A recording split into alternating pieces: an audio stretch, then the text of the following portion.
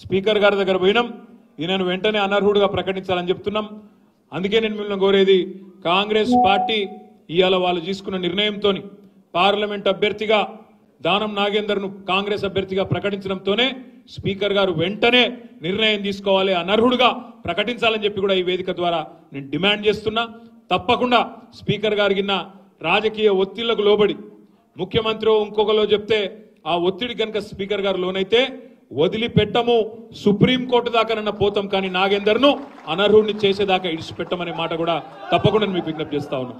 అందుకే మా సోదరులు ఖైరతాబాద్లో ఉండే నాయకులు కార్యకర్తలకు ఉన్న విజ్ఞప్తి, ఇక్కడ ఉప ఎన్నిక రాబోతా ఉన్నది, 3-4 నెలలనే ఉప ఎన్నిక వస్తున్నది, దానికి కూడా తయారు కావాలి. తప్పకుండా ఈ ద్రోహం చేసిన నాయకులకు బుద్ధి చెప్పాలని చెప్పి కూడా నేను మీకు విజ్ఞప్తి చేస్తున్నా.